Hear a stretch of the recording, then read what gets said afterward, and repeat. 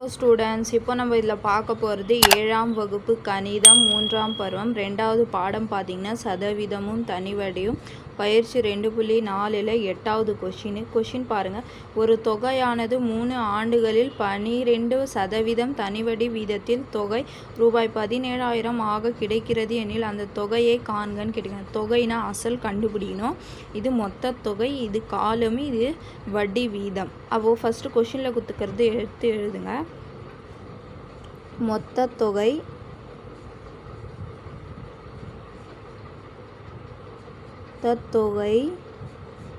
வந்து ஏன் குறிப்போம், அது எவ்வளோ சொல்லியிருக்காங்க, ரூபாய் 17,000. அதுக்கப்புறம் காலம் வந்து என்னன்னு குறிப்போம், அது வந்து 3 ஆண்டுகள்னு சொல்லியிருக்காங்க. அதுக்கப்புறம் வட்டி வீதம் வந்து 6ன்னு குறிப்போம், அது 12% ஆண்டுக்கு. நம்ம அசல் கண்டுபிடிக்கணும். அசல் வந்து பீன்னு குறிப்போம், அசல் தான் நம்ம கண்டுபிடிக்கணும். புரிஞ்சுதுங்களா? அப்போ பாருங்கள், அசல் கண்டுபிடிக்கணும்னா பாருங்கள், தனி வட்டி ஃபார்முலா உங்களுக்கு தெரியும்ல. தனி வட்டினா மொத்த தொகையிலேருந்து நீங்கள் அசல் கழிச்சிங்கன்னா உங்களுக்கு தனி வட்டி கிடைக்கும். இப்போ தனி வட்டி கழிச்சதுன்னு பிறகு தானே அசல் கண்டுபிடிக்க முடியும். அப்போ தனி வட்டி ஃபார்முலா எழுதுங்க. ஃபஸ்ட்டு தனி வட்டி வந்து ஐன்னு குறிப்போம். மொத்த தொகையிலேருந்து அசல் நீங்கள் கழிச்சிங்கன்னா தனி வட்டி கிடைக்கும் உங்களுக்கு. அப்போது மொத்த தொகை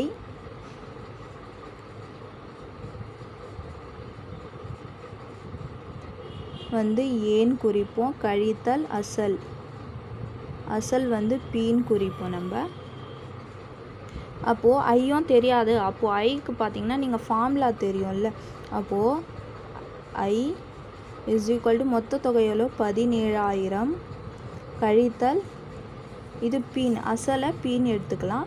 அதுக்கப்புறம் பாருங்கள், ஐ ஃபார்முலா PNR/100 = 17,000 கழித்தல் பி. அப்போது இங்கே ஃபார்முலா இருக்குதுங்களா, இந்த ஃபார்முலாவில் இந்த மதிப்பெல்லாம் நம்ம அப்ளை பண்ணி எழுதலாம்.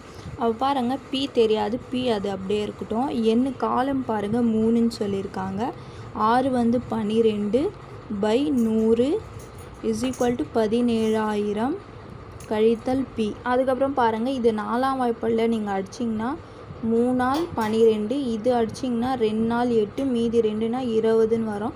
அப்போது 5 ஆல் 20ன்னு வரும். அப்போது இது பாருங்கள் 9, இது பெருக்குனிங்கன்னா 25ன்னு வரும். அப்போது பி பெருக்கல் 9/25 = 17,000 கழித்தல் பி. அப்போ பாருங்கள், பி இங்கே இந்த சைடு கழித்தல் இருக்குதுங்களா, இந்த சைடு எடுத்துன்னு வந்திங்கன்னா கூட்டலாக மாறிடும். அப்போ கூட்டல் பி இது எழுது. பாருங்கள், பி கூட்டல் 9p/25 = 17,000. அப்போ பாருங்கள், ரெண்டுத்துலேயும் பொதுவாக பி இருக்குதுங்களா. அப்போ பி நீங்கள் வெளியே எடுத்திங்கன்னா ப்ராக்கெட்டில் இது 1 மீறும், இது கூட்டல், இது 9/25 = 17,000. அப்போ பாருங்கள், இது கலப்பின பி ஓர் 25 25. அப்போ 25 கூட்டல் 9/25 = 17,000. அப்போது பி இது கூட்டினிங்கன்னா பாருங்கள், 25ஓட 9 கூட்டினிங்கன்னா 34/25 = 17,000. அப்போ பாருங்கள், இது பெருக்கல்ல இருக்குதுங்களா, இங்கே வந்துச்சுன்னா வகுத்தலாக மாறும். வகுத்தலாக மாறிச்சுன்னா இதுவும் வகுத்தல இருங்க தலைக்கீழியாக மாறிடும். அப்போது பி இல்லைன்னா இது பாருங்கள், இங்கே பெருக்கல் இருக்குது, இது வகுத்தலாக மாறும். அப்போ 17,000/34/25. இது பாருங்கள், இங்கே வகுத்தல் இருக்குதுங்களா, அப்போ இது மேலே வரும், பெருக்கலாக மாறிடும். அப்போது பி = 17,000 பெருக்கல் 25/34. அப்போ பாருங்கள், இது 2ஆம் வாய்ப்பாடில் நீங்கள் கேன்சல் பண்ணிங்கன்னா பாருங்கள், ஓர் 2 2, மீதி 1 வருமா. அப்போது 7 2 14.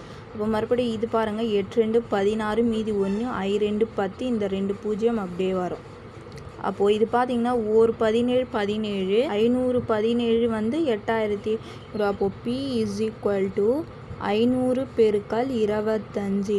இது எப்படி அடிச்சிருக்கேன்னு பாருங்கள். 500 நீங்கள் 17ஆல் பெருக்குன்னா 8500 வருது. அதுதான் நீங்கள் 8500 இருக்கிறதுனால 17 17 500 17 8500ன்னு வரும். அப்போ 500 பெருக்கல் 25னா 500 பெருக்கல் 25னா 12500ன்னு வரும். அப்படி இல்லைன்னா பெருக்கி காட்டுறேன் பாருங்கள். 500 பெருக்கல் 25 0 5 0 0 5 0 5 5 25 0 2 0 0 2 0 I2 10. அப்போது 0 0 5 2 1 அப்போ வந்துச்சுங்களா 12500. அப்போது பி அசல் வந்து 12500. அப்போது தேர்ஃபோர் அசல் P = ரூபாய் 12500. புரிஞ்சுதுங்களா? அவ்வளோதான் இதுக்கு ஆன்சர்.